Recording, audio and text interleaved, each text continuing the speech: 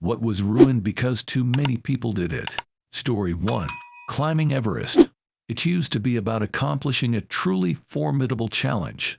Now it's just a pissing contest for rich people with too much money to burn and not enough respect for nature and insufficient climbing skills. Story 2. We had an amazing Halloween house in our small town, walking distance from my place.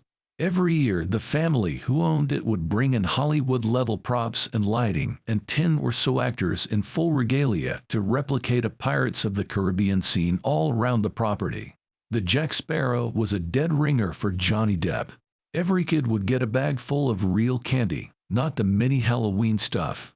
Unfortunately, people started coming from other towns and it turned into a mob scene to the point that cops had to direct traffic and they shut it down. Story 3. Visiting major historical sites.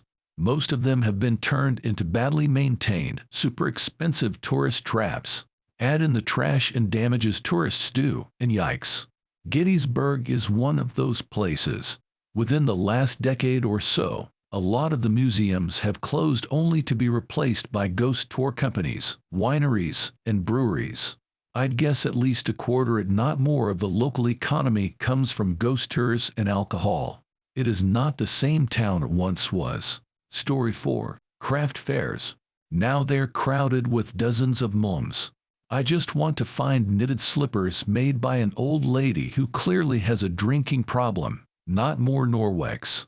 One of the small towns I've lived in has an annual street fair, used to be great as you'd have local artists and crafters, local food trucks and kids' rides, and while it did bring in outside people for the day, it was predominantly locals, so you'd wander around and stop often to chat. Local politician decided to set up a booth one year. The next year the opponent did the same thing, and now one whole street of the fair is just filled with local politicians handing out flyers and trying to get people to vote for them. Really dragged down the tone of the fair. Story 5. Havasupai Falls in AZ. Went back in the early 2000s and it was nice and little to no trash.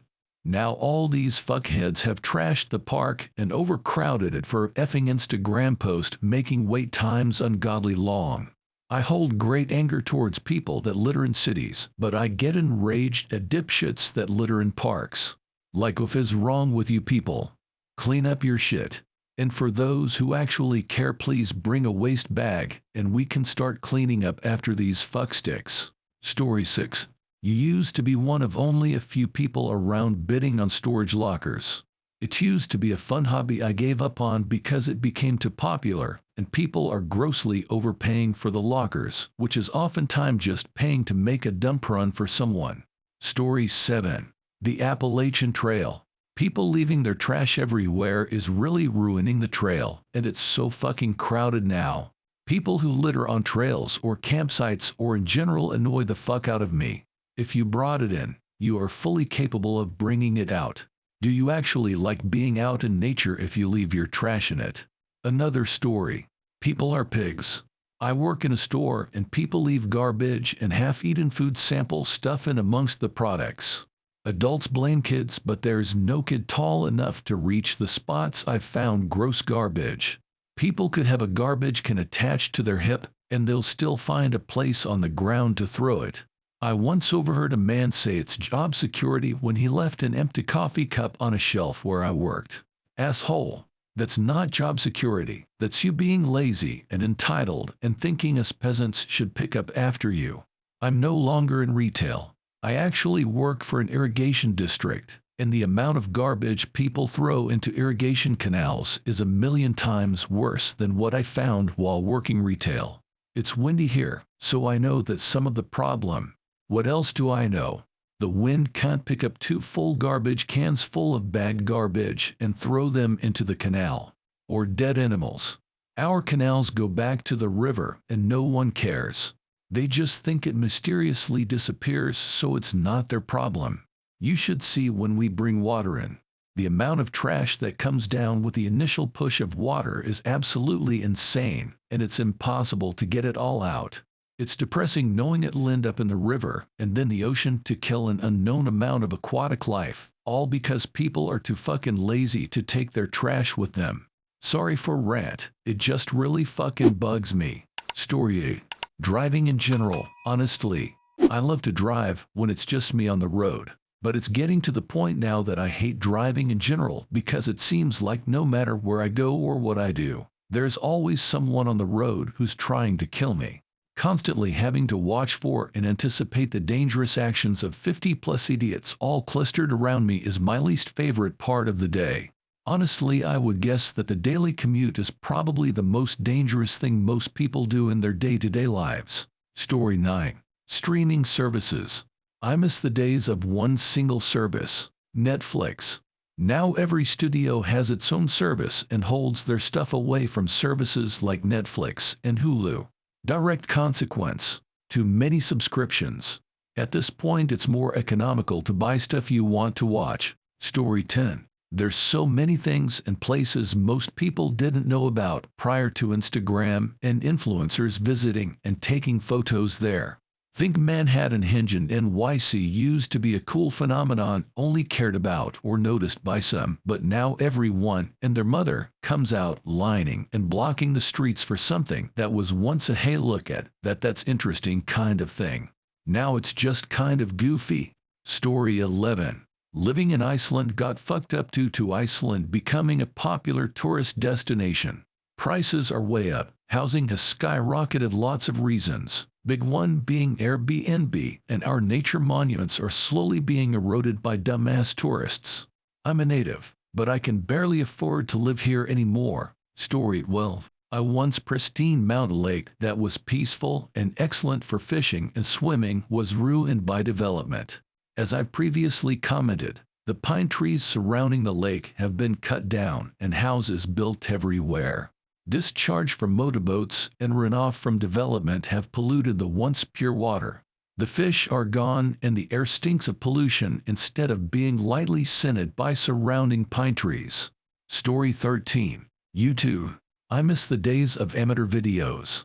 Classic smush. Crappy, but still sent entertaining music videos of video games. Actual real reactions that didn't feel like a fake, acted out script.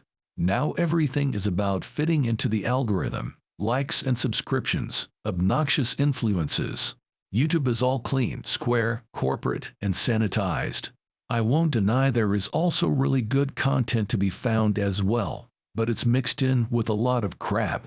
Story 14.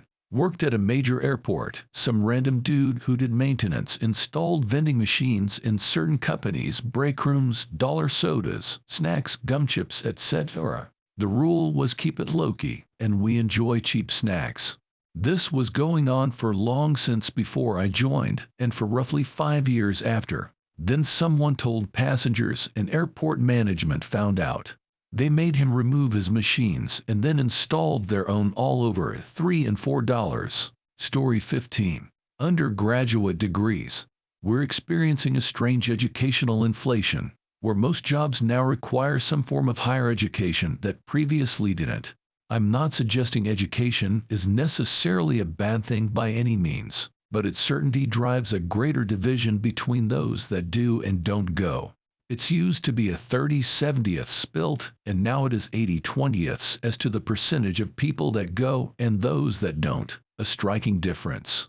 Story 16. Collecting of anything that becomes popular, comic books, sports cards, etc. The whole grading of items that turn a hobby more into an investment than what it should be, a hobby. Having anything and everything graded by PSA is getting out of hand. You say you have a sealed Back to the Future VHS. Well, send it in to be graded. They're grading a box.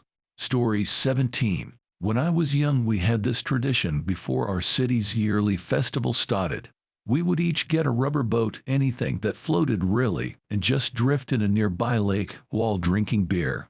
The drift took around an hour or so. Then we would go to the festival. Started out with maybe 20 to 30 of us for a couple of years. Then some douchebag popular guy took note of it. Had to turn it into some massive event with musicians playing and calling for the media to come there, etc. Just turned a chill event with friends to something where you couldn't hear your own thoughts because there were so many people there. They even had to close it down after a while because some of the visitors littered too much, left their boats and shit in the river. Same thing happened in a university town not that far from us. Some students started a festival where we played a more relaxed form of baseball. Sign up as a team, play a tournament. First prize was like a bottle of vodka or some shit like that. Completely free of charge. We slept in tents and drank. Super chill and fun thing. In comes the capitalist mind. Turns the whole thing into some commercialized shit show where it's now the world championship tournament of that casual baseball. Huge entry fees, beer tents, artists. Like fuck man, what's wrong with setting up a tent, drinking a couple of beers, playing baseball drunk, and just having a good time? No, we need to capitalize on this. Made both of those things boring as hell. Story 18. Having a dog.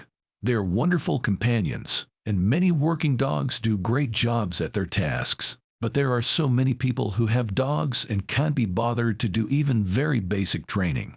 And so many people who are inconsiderate pricks with their dogs in public spaces, letting their unleashed dog charge others, start fights, bark uncontrollably, jump on people, shit on the trails, and not picking up after themselves. Story 19. Drinking and doing drugs at work. Too many people did it, and now we have HR departments. I work in the tech industry, and it's interesting to see the evolution over the last 20 years. When a graduate, I went to a startup where people partied with coworkers like crazy. We had tons of alcohol in the office and had big parties every few months in the office where people would get trashed, hook up with coworkers, you name it. Our HR director once paid for a keg for a party because she didn't like the beer we had picked up. Another time I ended up making out with our assistant HR director at a party. Now I'm in my 40s and I've seen a lot of that stuff really taper off. I'm not at a startup, and I'm sure there's places where party culture exists, but most of the younger engineers have zero interest in these types of shenanigans. Even the older people I work with, myself included, have little interest in going out together. Maybe we'll grab a beer after work occasionally, but this idea of hardcore partying with coworkers is so foreign to all of us now. We even had a holiday party a couple weeks ago with an open bar and ended up coming in way under budget because few people wanted drinks. I'm not really complaining because I did some stupid shit back then that would have much more serious consequences today. But it's definitely changed a lot.